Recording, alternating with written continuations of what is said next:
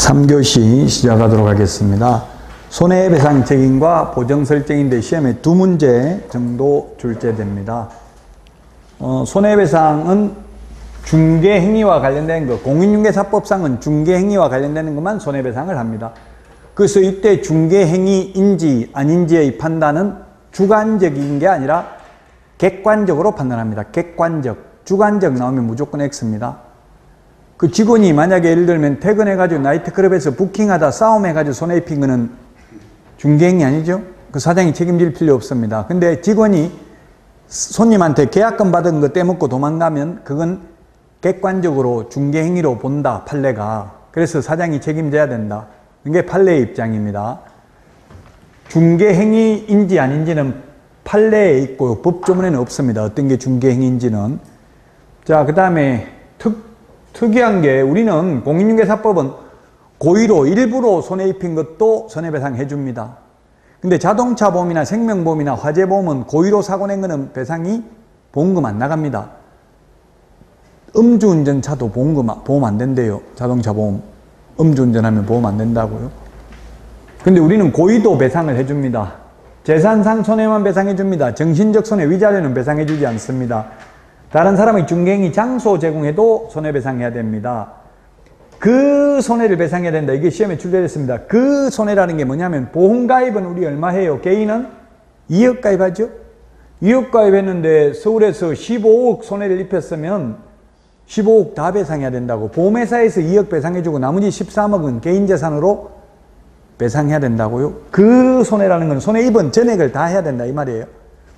보험가입 한도만큼만 배상하는 게 아니라 손해액 전부를 배상해야 된다. 자, 조금 전에 말했던 걸 다시 여기에 지금 정리해 놓은 거예요.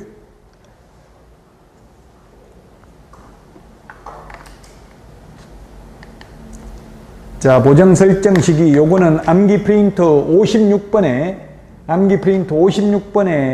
있습니다. 처음에 개업할 때는 등록 후 업무 개시 전입니다.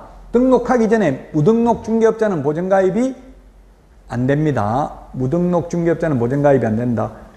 분사무소 설치 신고, 매수 신청, 대리인 등록 신청은 미리 보정가입을 해야 됩니다. 자, 그 다음에 보정 변경은 효력 있는 기간 중입니다. 효력 있는 기간 중. 만약에 1년짜리 가입했으면 언제든지 바꿀 수 있다고 만기 끝나야 바꾸는 게 아니고 우리 자동차 보험도 마찬가지예요. 삼성화재 가입했다가 뭐 다른 걸로 바꾸려면은 현대화재로 바꾸려면은 1년 안 지나도 바꿀 수 있다고요. 중간에. 근데 현실적으로 시험에 나오면 바꿀 수 있는데 현실적으로는 바꾸면 손해죠. 왜냐면 해약한 걸로 되기 때문에 이 남은 기간 해약하니까 얼마 안 나온다고요. 그럼 또 새로 가입하려면 보험료 더 많이 내야 되잖아요. 현실적으로 할 필요는 없는데 시험에 나왔을 때에는 보정의 변경은 만기 끝나야 바꿀 수 있다 하면 X라고요. 보정기간이 만료된 때 변경할 수 있다 X입니다. 만료 안 돼도 효력 있는 기간 중에는 언제든지 바꿀 수 있다.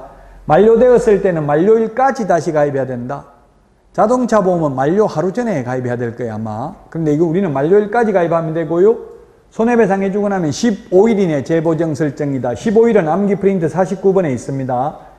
그리고 설명은 중개 완성되었을 때 설명합니다. 우리 확인 설명은 중개 완성되기 전에 설명해야 되죠. 중개대상물 확인 설명은. 근데 보험 가입했다는 말은 중개 완성되기 전에 할 필요 없어요. 계약도 성립 안 됐는데 손님 들어오자마자 제가 손해 입히면 2억까지는 서울보증보험에서 배상됩니다. 이러면 뭐 이 사기꾼이 손해 입히려고 생각하냐 이렇게 생각할 거 아니에요. 그럼 미리 말할 필요 없다고. 계약서 쓸 때 계약서 쓰면서 보증관계 정서 교부하고 그때 설명하면 되죠. 중개 완성된 때. 쌍방에게 설명해야 됩니다. 우리 중개대상물 확인 설명은 취득 의뢰인 1방에게만 설명하면 되잖아요. 자, 그리고 설명도 하고 보증관계 증서도 교부를 해야 됩니다. 자, 근데 보증보험, 공제, 공탁 3개 중에 아무거나 가입해도 되는데 공탁금은 3년간 회수할 수 없다. 폐업이나 사망을 한 때에도. 암기 프린터 3년은 46번에 11번, 12번에 있습니다. 46번에 11번, 12번. 3년간 회수할 수 없는 이유가 민법 766조 손해배상 소멸시효, 손해가 발생한 것을 안 날로부터 3년, 손해가 발생한 날로부터 10년 지나면 시효가 완성돼서 손해배상 책임 물을 수 없습니다. 그래서 시효가 있기 때문에 3년간 회수할 수 없습니다. 3년 안에 손해배상 청구가 들어올 수도 있기 때문에 그렇죠.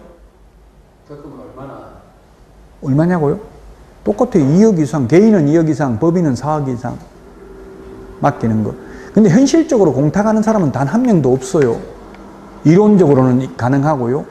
이론적으로 공탁해야 된다가 아니라 세 개 중에 아무거나 가입할 수 있다니까 꼭 공탁해야만 하는 건 아닙니다. 왜냐면 공탁하는 사람이 없는 이유가 공탁 2억 맡겨놓으면 이자도 안 줘요.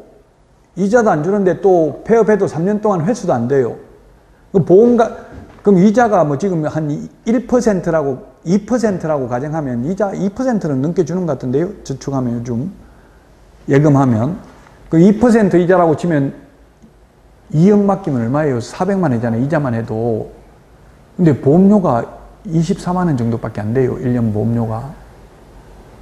이자 가지고 보험 드는 게 더 낫다고요. 굳이 공탁할 이유가 없어요. 시험에 근데 뭐 공탁할 이유가 없다 이런 거 안 나오고 우리 시험에는 이론적인 게 나오니까 이론적으로는 공탁할 수도 있어요. 근데 이제 공탁하려면 어떤 경우는 하냐면 예를 들면 이 손해배상을 하고 나면 구상권을 행사해요. 보험회사나 협회에서 협회 공제조합이 구상권 행사하는데 토해내라고 한다고요. 안 토해놓으면 다시 보험 가입이 안 돼요. 인수를 거절한다고요. 손해 입혀가지고 지금 손해배상 해준 거 다시 구상권 행사해 받아야 되는데 또 새로 가입한다면 받아주겠냐고. 여러분이 예를 들면 암 걸린 사람이 암보험 가입 안 되잖아요. 마찬가지예요. 이게 사고 내고 나면 구상권 행사 안 나가면 다시 가입 안 돼요. 아예 서울보증보험은 한번 사고 나버리면 영원히 가입 불가해요. 구상권 행사 당해도. 근데 협회는 구상권 행사 당하면 토해내면 다시 가입할 수 있어요. 아예 서울보증보험은 한번 사고 나면 영원히 가입 못해요. 인수거절이에요. 일단 보험금을 지급하고 나면 무조건 구상권 행사를 하는 거예요? 네, 토해내야 돼요. 아까 왜 그런? 보험하고 좀 틀리잖아요. 그래서 제가 다른 보험하고 다르다고 했잖아요. 왜 그러냐면 다른 보험은 고의는 배상을 안 하는데 일부러 불내거나 일부러 생명보험 넣어놓고 일부러 자살하면 안 준다고. 2년 안에 자살하면. 근데 우리는 고의로 사고 낸 것도 배상을 해주기 때문에 만약 구상권 행사 안 하면 어떤 일이 생기겠어요? 손님하고 짜고 내가 2억 손해 입혔다고 확인서 써줄 테니까 2억 받아가지고 반반 나눠 먹자 이럴 수도 있다는 이야기예요. 고의도 배상을 하기 때문에. 그래서 구상권을 행사할 수밖에 없어요. 이론적으로. 자동차보험이나 생명보험, 화재보험 이런 거는 예를 들면 이번에 서울시청 그 사고 나면 9명인가 사망한 사건이 있었잖아요. 그 보험금이 지금 그 무슨 보험이죠? 그 동부화재에서 100억 정도 나갈 예정이래요. 100억. 일실손해, 그 은행 다니는 사람, 공무원들 정년퇴직할 때 받을까지 월급 다 배상해 줘야 되잖아요. 그러니까 한 1인당 약 10억. 그러면 9명이니까 약 100억 가까이 나가는데 그래도 구상권 행사를 안 하고 다만 그 급발진 사고인 게 인정되면 제조회사를 대상으로 구상권 행사한대요. 제조회사를 대상으로. 만약에 그 사람이 음주운전을 했다면 구상권 행사하거나 뭐 보험금을 안 주거나 이렇게 할 수도 있어요. 근데 음주운전은 아닌 걸로 나왔잖아요. 그럼 구상권 행사는 안 한다고요. 왜냐면 고의로 사고 낸 건 아닌 걸로 보거든요. 근데 우리는 고의로 낸 것도 배상을 해주기 때문에 구상권을 행사할 수밖에 없다. 이해됐죠, 이제?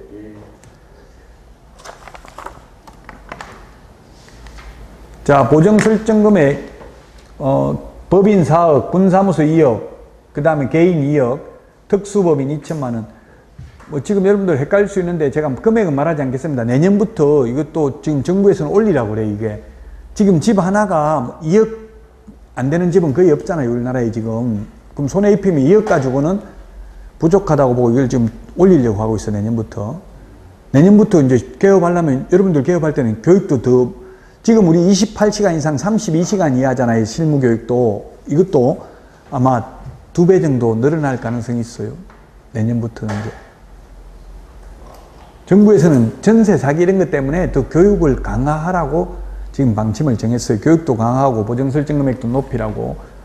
요거 어떤 시중에 있는 책에 보니까 이 셋 중에 하나를 택 1 해야 한다. 택 1 해야 된다. 이렇게 기출문제 나온 적은 없는데 모의고사에 보니까 요 셋 중에 하나를 택일해야 된다 이렇게 나와 있던데 그걸 O라고 돼 있더라고. 하나를 택일 해야 된다. O라고. 시험에 나온 적은 없지만 엄밀히 말하면 택 2 해도 되고 택 3 해도 돼요. 하나만 꼭 선택해야 되는 건 아니라고요. 많이 가입했다고 손님들이 피해보는 건 없잖아요. 국민들이. 그럼 금액도 2억 이상이라고 돼 있지만 실제 협회 임원들은 협회 지부장 이런 분들은 2배로 4억 가입하는 사람도 있더라고요. 더 많이 가입하는 건 국민들한테 피해되는 건 없잖아요. 2억 이상이지만 3억 가입해도 된다고. 마찬가지로 이거 한 군데만 꼭 가입해야 되는 게 아니라 3개 다 가입해도 상관은 없어요. 그 택 1 해야 된다. 이거는 엄밀히 말하면 X라고요. 택 2, 택 3도 가능하다. 요 세 개 중에 하나는 해야 된다. 그러면 그 최소한 그렇죠. 하나는 해야죠. 맞아요. 최소한 하나는 해야 되고 또 금액은 최소 2억 이상은 개인은 해야 되고 맞아요.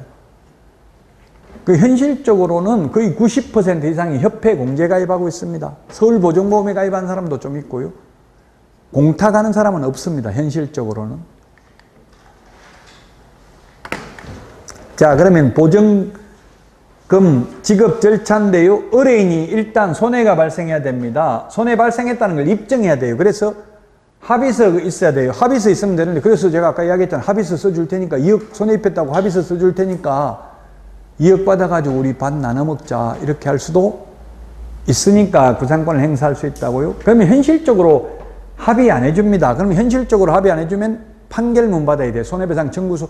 그 판결 그 소송하는 거 보니까 협회 공제조합하고 개업공개사를 공동피고로 해가지고 확정 판결 받으면 바로 협회 공제금을 받아가 버려요. 그럼 협회에서는 구상권을 이제 행사할 수 있는 거죠. 손해배상금 지급을 청구하면 보증기관에 지급을 해주고요. 지급해주고 나면 보증기관은 개업공개사에게 구상권을 행사할 수 있고 구상권 행사 당하고 나면 15일 이내 재보증 설정을 해야 됩니다. 구상권 행사 안 당하면 가입이 불가능하다 했죠.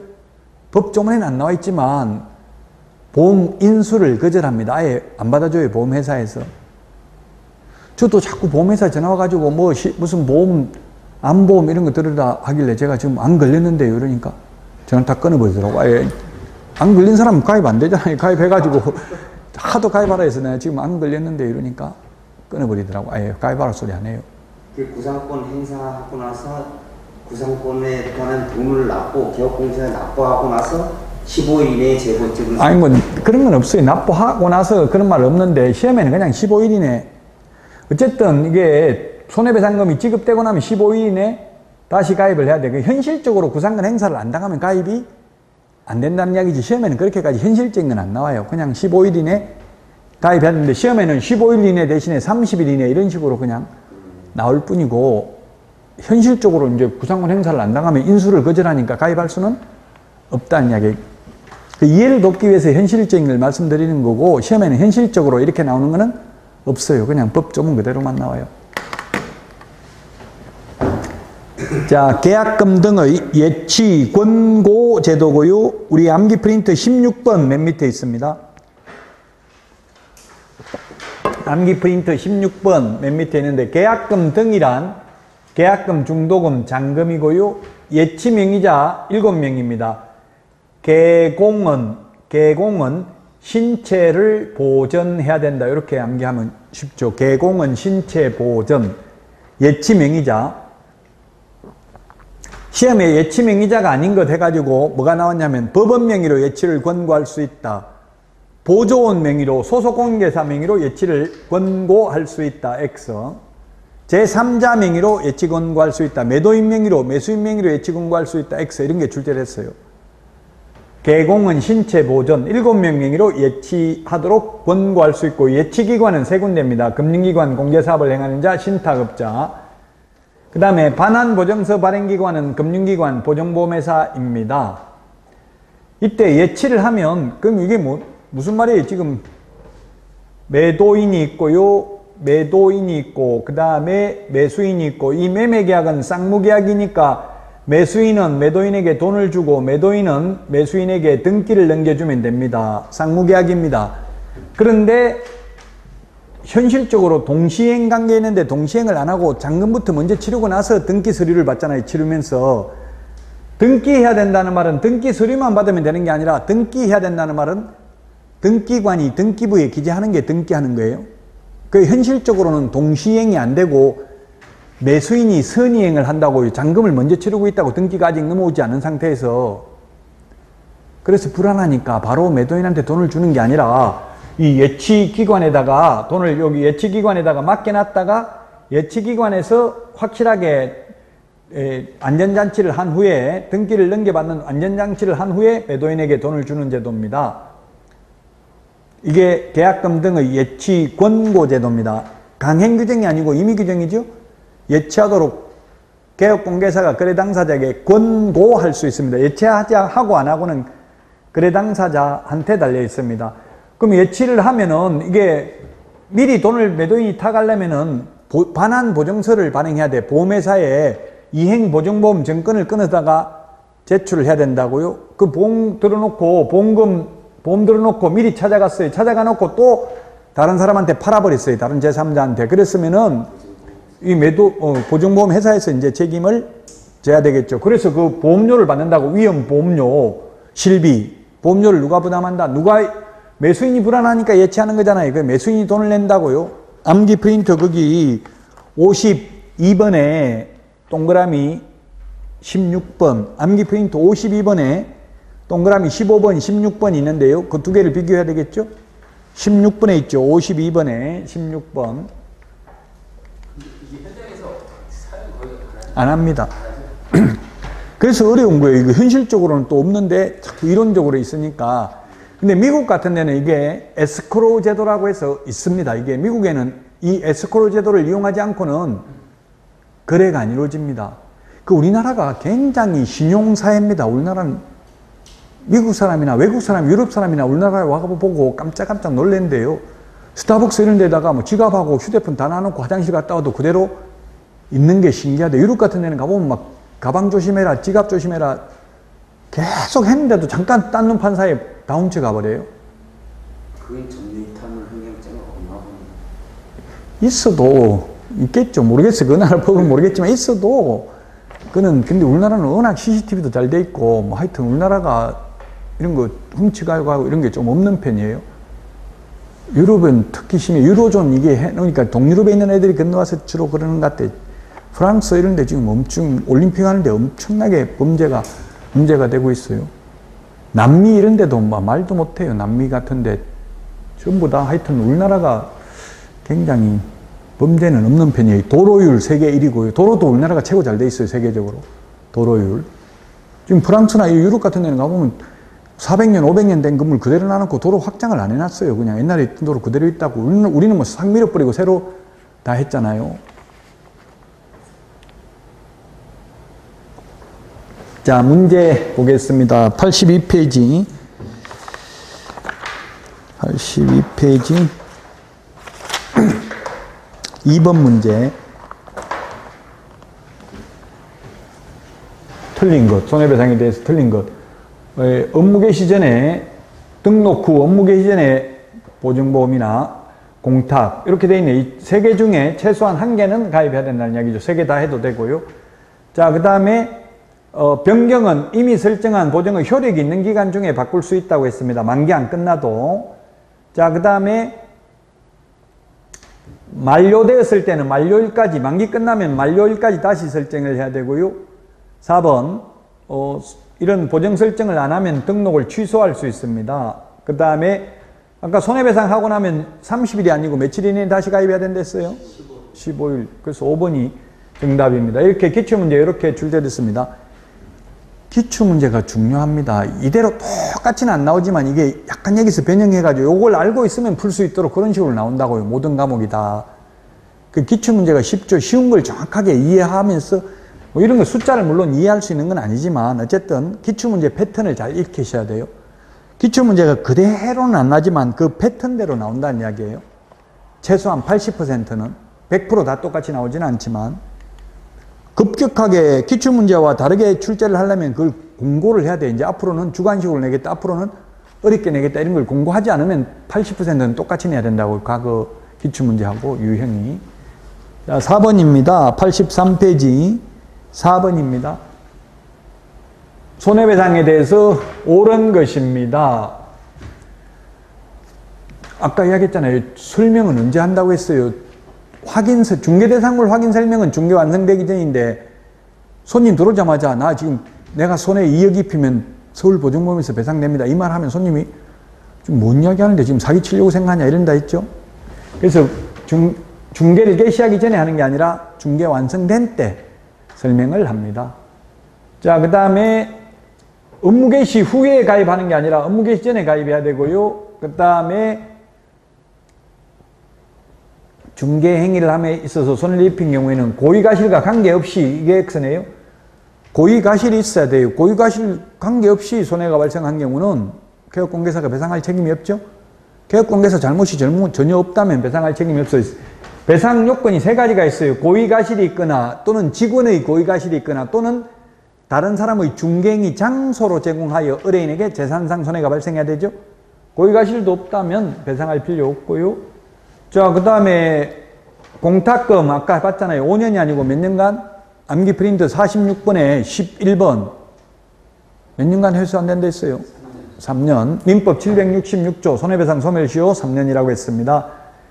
자, 5번이 정답이네. 다른 사람의 중개행위 장소로 제공하여 손해가 발생한 경우도 손해배상을 해야 됩니다.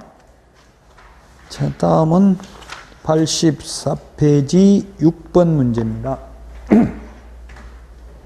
법인입니다. A구에 주된 사무소가 있네요. 주된 사무소 얼마 가입해야 돼요? 4억. 분사무소 하나, 둘, 셋, 4개. 각각 2억 이상 가입해야 되죠? 4개니까 8억. 주된 사무소 4억. 12억입니다. 기출문제입니다. 법인의 경우 전부 다 합계금액이라고, 분사무소까지 다 합계금액. 12억. 답 4번이 되겠습니다. 저 다음은 80페이지 8번.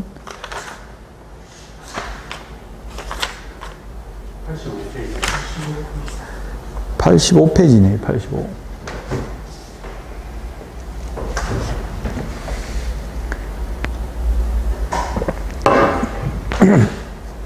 (8번입니다) 옳은 것은 했는데, 개설 등록 전에 가입하는 게 아니라 등록 후 업무 개시 전이고요. 자, 그 다음에 개업공개사가 갑이고 보조원이 을입니다. 직원의 업무상 행위는 그를 고용한 개업공개사의 행위로 본다. 추정하는 게 아니라 본다. 2번이 답이네요. 모든 행위가 아니라 업무상 행위. 추정한다가 아니라 본다. 맞습니다. 2번이 답이고 3번 모든 행위에 대해서 아까 제가 직원이 퇴근해가지고 나이트클럽에서 부킹하다 사고 낸 거는 중개인가 아니니까 배상할 책임이 없다 했죠. 모든 행위 X. 자, 그 다음에 4번 사장, 갑이 사장이 개업공개사죠. 사장이 손님한테 책임이 인정되는 경우 잘못한 을 직원은 손해배상 책임을 지지 않는다. 누가 잘못했어요? 직원이 잘못했잖아요. 을이. 당연히 직원 책임이 있고 사장 판례가 있습니다. 이거는 그를 고용한 개업공개사의 행위로 본다라고 해서 모든 책임을 사장만 지고 잘못한 직원 책임이 없다는 뜻은 아니다. 즉 사장에게만 책임이 있는 게 아니라 직원 잘못한 경우 사장에게도 책임이 있다. 원칙은 직원 책임인데 사장에게도 책임이 있는 거죠. 손님을 위해서. 그래서 4번 틀렸고 5번 갑의 책임이 인정되어, 즉 갑이 사장입니다. 병이 손님이죠. 손해배상 책임을 이행한 공제사업자는 갑 개업공개사에게 구상권을 행사할 수 없다가 아니라 행사할 수 있다. 토해내라. 너가 갚아야 될 돈을 내가 대신 갚았으니 내가 갚은 돈을 돌려달라고 요구할 수 있는 권리를 구상권이라고 합니다. 요거는 없는 거네요, 책에. 수수료 납부 대상 암기 프린트 52번에 보면 수수료 내는 거 1번부터 9번까지 있는데요. 소속 공인중개사 고용신고할 때, 고용관계 종료신고할 때, 휴업신고, 폐업신고, 재개신고, 변경신고, 인장등록 이런 거는 수수료 내라고 안 돼 있어요. 암기 프린트 52번. 책에는 없는 문제를 하나 더 내놨다고요. 암기 프린트 52번에 수수료 내야 되는 거 있잖아요. 소속공인중개사 고용신고, 인장등록, 휴업신고, 폐업신고, 재개신고, 변경신고 이런 건 수수료 안 낸다고요. 3번이 정답이 되겠습니다. 86페이지 9번 틀린 것. 개업공개사는 1번 거래의 안전을 위하여 필요하다고 인정되는 경우 거래 당사자에게 계약금 등을 금융기관 등에 예치하도록 권고할 수 있다. 계약금 등에는 계약금, 중도금, 잔금도 포함된다. 그 다음에 예치명의자 개공은 신체보전, 개공은 신체보전. 개업공개사는 신체를 보존해야 된다. 신체보존, 보험업법에 따른 보험회사도 예치명의자 될 수 있습니다. 자, 그 다음에 4번입니다. 공제사업을 하는 자의 명의로 예치하도록 권고할 수 없다. 개공은, 공이 있잖아요. 공. 암기 프린트 16번 맨 밑에 있습니다. 개공은 신체보전 7명 명의로 예치를 권고할 수 있습니다. 그래서 4번이 틀린 정답이고요. 5번 개업공개사는 계약금 등을 자기 명의로 금융기관 등에 예치하는 경우 자기 소유의 예치금과 분리하여 관리될 수 있도록 하여야 한다. 시험에 분리하여 관리할 수 있다. X입니다. 할 수 있는 게 아니라 반드시 분리해서 관리해야 됩니다. 네 돈 내 돈 섞어놓고 찾았으면 안 된다. 4번이 정답이 되겠고요. 뭐 이것도 그냥 기출문제인데 책에 있는 건 아닌데 제가 말했잖아요. 법원 명의로 예치를 권고할 수 있다. 제3자 명의로, 매수인 명의로, 매도인 명의로, 중개보조원 명의로, 소속공인중개사 명의로 X라고 했죠.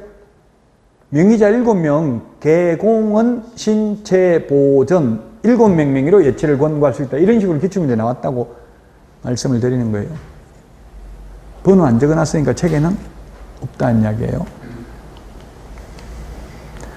자, 오늘 했던 내용이 일반 중개계약, 전속 중개계약에서 한 문제는 반드시 나오고요.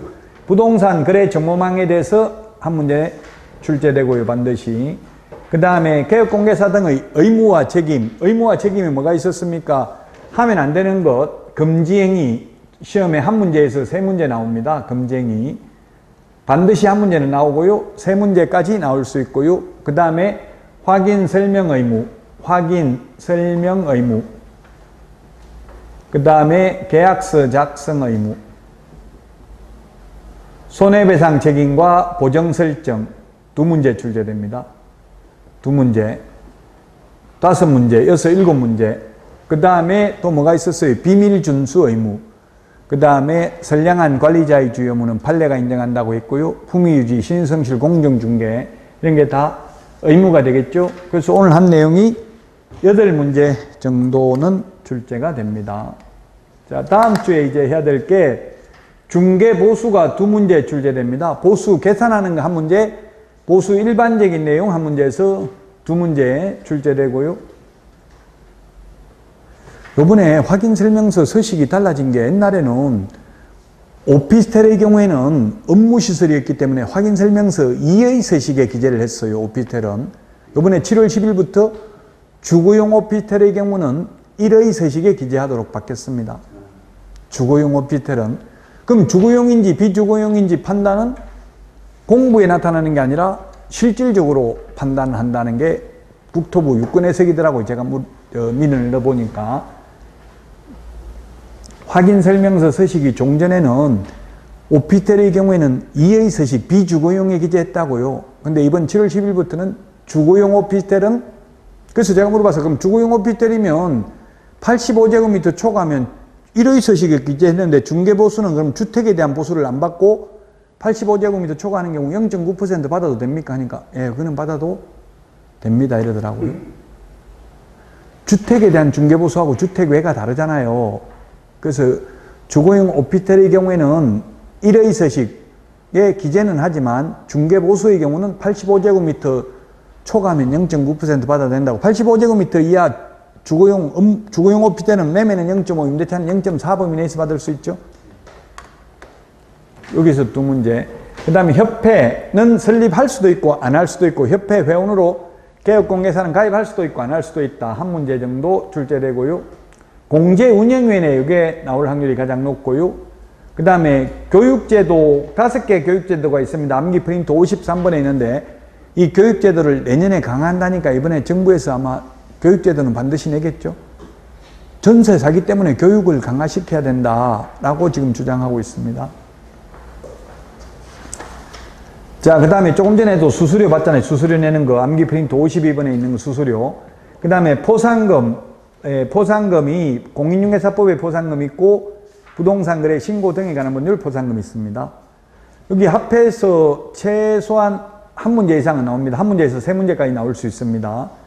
그 다음에 행정처분에 대해서 2문제, 행정벌에 대해서 2문제 출제됩니다. 그래서 다음 주도 8문제 정도 된다고요. 이거 단순히 암기해야 되죠. 등록 취소 사유, 업무 정지 사유, 자격 취소 사유, 자격 정지 사유, 지정 취소 사유 암기해야 됩니다.